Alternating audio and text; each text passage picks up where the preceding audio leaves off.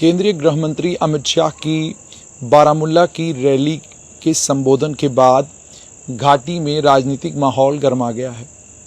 राजनीतिक माहौल इस तरीके से गरमा गया है कि उमर अब्दुल्ला ने भी ट्विटर के जरिए जवाब दिया है और महबूबा मुफ्ती ने भी केंद्रीय गृह मंत्री अमित शाह के सवालों का जवाब अपने ट्विटर और फेसबुक के अकाउंट से दिया है। नेशनल कॉन्फ्रेंस ने अपने ट्विटर हैंडल पर यह कहा है कि जो सवाल आज केंद्रीय गृह मंत्री ने पूछे हैं उन सवालों का जवाब हम कल दे देंगे।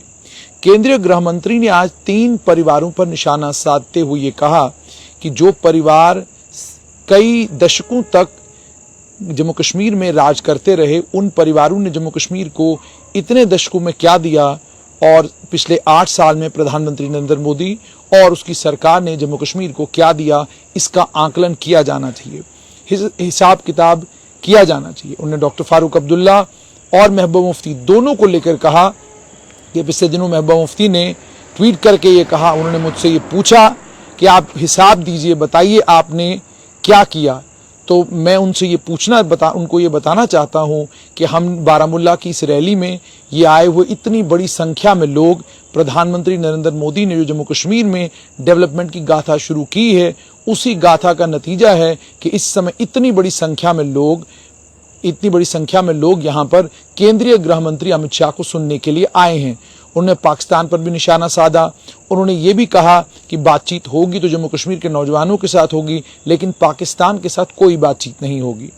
वहीं पर उमर अब्दुल्ला ने कटाक्ष किया। उन्होंने कहा कि गुपकार मॉडल ने अगर पुलवामा अटैक दिया है, उन्होंने कहा कि यहाँ पर अगर गुपकार मॉडल ने पुलवामा अटैक दिया, ये बात केंद्रीय गृह मंत्री ने कही। उस पर उमर अब्दुल्ला ने कहा कि मैं हर एक को याद करवाना चाहता हूं कि पुलवामा आतंकी हमला उस समय हुआ था जब जम्मू कश्मीर में केंद्र का शासन था और जम्मू कश्मीर के राज्यपाल नई दिल्ली के चुने हुए सत्यपाल मलिक थे और सरकार राजभवन से चल रही थी।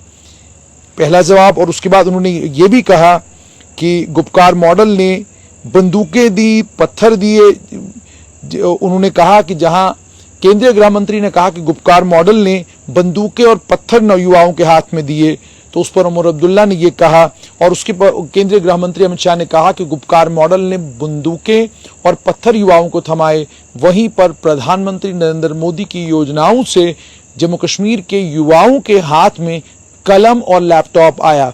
उस पर उमर अब्दुल्ला ने कहा कि अगर ऐसा है तो फिर प्रधानमंत्री और बाकी जितने भी सीनियर नेता हैं वो गुपकार लीडरों को मीटिंगों के लिए दिल्ली क्यों बुलाते हैं, ये सवाल उन्होंने पूछा। और नेशनल कॉन्फ्रेंस ने ट्वीट करके ये कहा कि हम धन्यवाद देते हैं केंद्रीय गृह मंत्री का कि उन्होंने डॉक्टर फारूक अब्दुल्ला को चैलेंज किया है कि वो ये बताएं कि नेशनल कॉन्फ्रेंस का जम्मू कश्मीर के डेवलपमेंट में क्या योगदान है, उस योगदान की बात करें। उन्होंने कहा लिस्ट बहुत लंबी है, वक्त लगेगा, हम इसको कल आपके साथ शेयर करेंगे।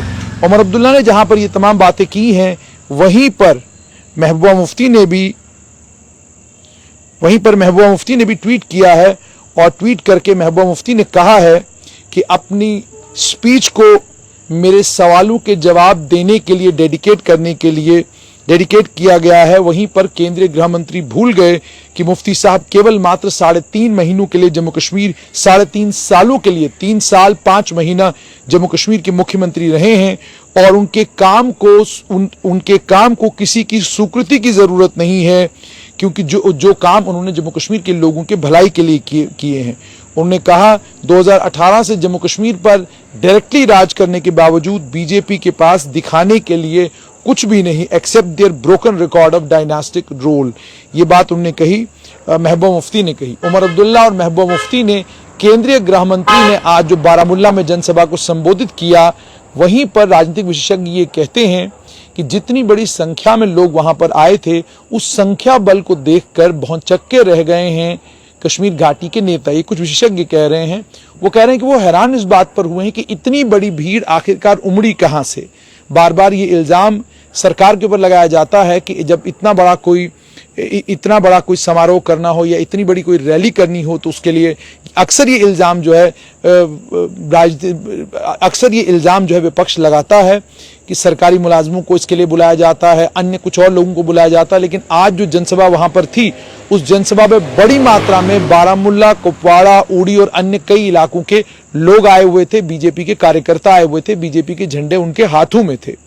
तो राजनीतिक विशेषज्ञ ये कहते हैं कि हैरानगी इस बात पर हुई है कि आज स्टेज पर अमित शाह थे, बीजेपी का नेतृत्व था, लेकिन घाटी का कोई भी नेता उनके साथ वहां पर खड़ा नहीं था। हालांकि घाटी की तरफ से नुमाइंदगी केवल मात्र सफीना बेग ने की, मगर कुल मिलाकर अगर आप ये देखेंगे, एक तो ये जम्मू कश्मीर सरकार का जाहिर सी बात है उसमें योगदान था, लेकिन थे कौन लोग? मनोज सिन्हा भारतीय जनता पार्टी से, अमित शाह भारतीय जनता पार्टी से, डॉक्टर जितेंद्र सिंह केंद्र सरकार में जरूर हैं लेकिन हैं भारतीय जनता पार्टी के नेता।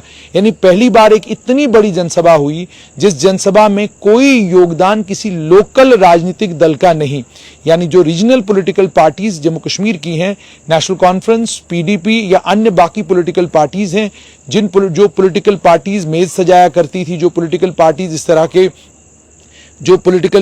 इस तरह के प्रोग्राम सजाया करती थी, इस तरह की रैलीज का आयोजन किया करती थी, जिन रैलीज में उसके बाद केंद्र से कोई मंत्री आता, कभी प्रधानमंत्री आते, कभी गृह मंत्री आते, उसके बाद वो संबोधित करते थे और जम्मू कश्मीर स्पेसिफिक कुछ कदम उठाते थे और उन कदमों की अनाउंसमेंट यहां से हुआ करती थी।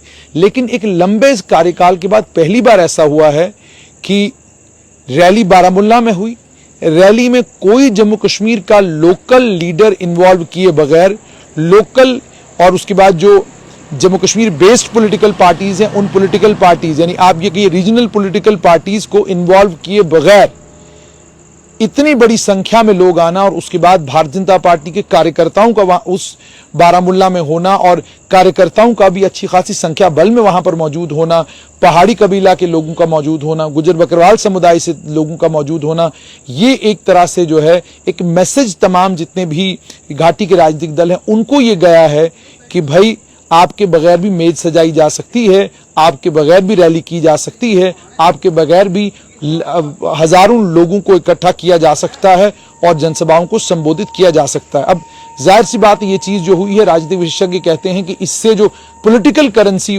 कश्मीर घाटी के नेताओं की पॉलिटिकल करेंसी जो थी, वो पॉलिटिकल करेंसी कहीं ना कहीं कम हुई है, वो पॉलिटिकल करेंसी कमजोर हुई है, ये बात राजनीतिक विशेषज्ञ कह रहे हैं। और दूसरी एक और इम्पॉर्टेंट बात यह है कि आज पूरा दिन महबूबा मुफ्ती ट्विटर पर श्रीनगर पुलिस के साथ ट्विटर खेलती रहीं। वो कहती रहीं कि जी मुझे तो बंद कर दिया गया है, ताले लगा दिए गए हैं। श्रीनगर पुलिस ने कहा जी बंद नहीं किया है, कोई ताले नहीं लगाए हैं, वो आज़ाद हैं जाने के लिए जहां जाना चाहती हैं। 4 बजे के करीब जब वो निकली तो उन्होंने कहा होम मिनिस्टर केंद्रीय गृह मंत्री अमित शाह चले गए, इसीलिए अब मुझे छोड़ दिया गया है। उस पर भी श्रीनगर पुलिस ने एक नहीं कई ऑफिसर्स ने उनको कहा कि केंद्रीय गृह मंत्री अभी भी श्रीनगर में हैं, वो कहीं नहीं गए हैं, आपने जहां जाना है आप जाइए। श्रीनगर पुलिस ने यहां तक कहा कि पीसीआर से बाज़ाब्ता उनको कॉल भी गया, उनको कहा गया कि आपने अगर पट्टन जाना है तो आप पट्टन जा सकती हैं, लेकिन वो नहीं गई। ऐसा कुछ जो है उमर अब्दुल्ला, डॉक्टर फारूक अब्दुल्ला, नेशनल कॉन्फ्रेंस ने नहीं किया, लेकिन हाँ उन्होंने अपने ट्विटर हैंडल का इस्तेमाल करके केंद्रीय गृह मंत्री ने जो आज 3 परिवारों को लेकर बात की और 3 परिवारों की बात करते हुए केंद्रीय गृह मंत्री ने यह कहा कि ये 3 परिवार हैं, जो 3 परिवार कश्मीर घाटी के लोगों के दुख दर्द और परेशानी के लिए जिम्मेदार हैं। ये 3 परिवार हैं जिन 3 परिवारों ने बंदूकें और पत्थर युवाओं के हाथ में थमाए। वहीं पर प्रधानमंत्री आए तो उन्होंने युवाओं के हाथों में लैपटॉप और कलम थमाई। ये सारी बातें उन्होंने आज वहां पर की और लैपटॉप और मोबाइल फोन दिए, तो ये सारी बातें उन्होंने वहां पर की। और एक और बड़ी डेवलपमेंट जो अब हुई है कि बॉर्डर एरियाज में पहले एक लंबे समय तक रिजर्वेशन हुआ करती थी कि जी वहां पर हमने टावर नहीं लगाने तो लोगों को बड़ी दिक्कत और परेशानी का सामना करना पड़ता था। लेकिन अब खबर यह आ रही है कि आहिस्ता आहिस्ता बॉर्डर एरियाज में भी अब टावर लगने शुरू हो गए हैं और वहां पर भी आपको एयरटेल, रिलायंस और तमाम जितने भी कैरियर्स हैं, इन तमाम इंटरनेट सर्विस प्रोवाइडर्स हैं या मोबाइल इंटरनेट सर्विस प्रोवाइडर्स हैं, इन तमाम की सर्विसेज आपको इन इलाकों में मिलेंगी। अब आज जो जनसभा को केंद्रीय गृह मंत्री ने संबोधित किया, इससे एक चीज तो हो गई कि राजनीतिक माहौल जम्मू कश्मीर घाटी में बन गया है और ऐसा लगता है जैसे सभी लोग कह भी रहे हैं कि शायद ये चुनाव का बिगुल जो है आज केंद्रीय गृह मंत्री ने फूंक दिया है। 2 बड़ी रैलीज की, एक रैली राजौरी में कर दी, दूसरी रैली बारामूला में कर दी और बीजेपी की तरफ से मतलब इसमें यह भी बताया जा रहा है कि जहां सरकार ने एक तरफ से जाहिर सी बात है आयोजन किया था, वहीं पर बड़ी मात्रा में जो लोग वहां पर गए हैं वो गुजर बकरवाल और पहाड़ी कबीला के लोग थे और वो बीजेपी के आह्वान पर वहां पर पहुंचे हैं। बीजेपी के नेताओं ने ये सारा जोड़ वहां पर और ये सारी इतनी बड़ी जनसभा वहां पर जमा की थी। ये बात भी लोग बता रहे हैं। जाहिर सी बात है कुछ और रिपोर्ट्स फील्ड से आएंगी तो और ज्यादा इन चीजों के बारे में पता चलेगा, लेकिन राजनीतिक माहौल जो है वो गर्मा गया है। अब ये देखना है कि कल जब नेशनल कॉन्फ्रेंस जवाब देती है तो क्या जवाब देती है।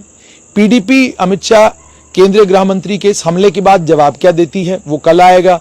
और नेशनल कॉन्फ्रेंस ने तो ऑलरेडी कह दिया लिस्ट बहुत लंबी है, वो लिस्ट हम कल आपके साथ शेयर करेंगे, वो कल शेयर करेंगे। लेकिन ट्विटर पर ये जो जंग शुरू हुई है ये जल्द जमीन पर भी उतर जाएगी, क्योंकि जम्मू कश्मीर में ऐसा संभव है कि चुनाव अब जल्द होंगे और जल्द का मतलब किसी भी समय हो सकते हैं। और जिस तरह के वो केंद्रीय गृह मंत्री की जितनी भी पिक्चर्स आई हैं, जितनी भी फोटोग्राफ्स आई हैं, उसमें वो हंसते मुस्कुराते नजर आए हैं। अगर आप इससे पहले कि उनकी जितनी बार भी वो जम्मू कश्मीर आए तो काफी गंभीर और चिंतित नजर आते थे वो तमाम फोटोग्राफ्स में। लेकिन इस बार जो फोटोग्राफ्स रिलीज किए गए हैं उन तमाम फोटोग्राफ्स में आप उनको हंसते मुस्कुराते सिक्योरिटी के लोगों से और बाकी लोगों से बात करते हुए देख रहे हैं। तो स्वाभाविक है कि जितनी बड़ी जनसभा राजौरी में हुई है वो अपने आप में एक व्यक्ति के अंदर, खासकर एक राजनीतिक व्यक्ति के अंदर उत्साह भर देती है। लेकिन दूसरी ये भी चीज है कि बहुत हालात में जो बहुत सारी बेहतरी हुई है, टूरिस्टों का आना जाना जम्मू कश्मीर में जो बढ़ा है, इन तमाम चीजों को लेकर और जिस तरह का माहौल केंद्रीय गृह मंत्री को देखने को जम्मू कश्मीर में इस बार मिला राजनीतिक तौर पर, उससे उत्साहित नजर आए, काफी खुश नजर आए हैं। तमाम जितनी भी उनकी मीटिंग्स हुई हैं, मीटिंग्स के अंदर क्या हुआ उसकी जानकारी तो अभी तक बाहर नहीं आएगी तो और ज्यादा पता चलेगा। लेकिन जम्मू कश्मीर में राजनीतिक माहौल गर्मा गया है। गुलाम नबी आजाद भी जम्मू कश्मीर जल्द वापस आने वाले हैं। नेशनल कॉन्फ्रेंस पीडीपी भी जमीन पर उतर जाएंगे। देखना अब सिर्फ ये है कि चुनाव का बिगुल जम्मू कश्मीर में कब बजता है। ऑलरेडी केंद्रीय गृह मंत्री ने कह दिया कि भाई जो ही इलेक्टोरल रोल्स की रिवीजन मुकम्मल हो जाएगी, यानी आपके हाथ में आपका वोटर आई कार्ड आ जाएगा, उसके फौरन बाद जम्मू कश्मीर में चुनाव की घोषणा कर दी जाएगी। तो चुनाव दिसंबर में भी हो सकते हैं और मार्च अप्रैल में भी हो सकते हैं।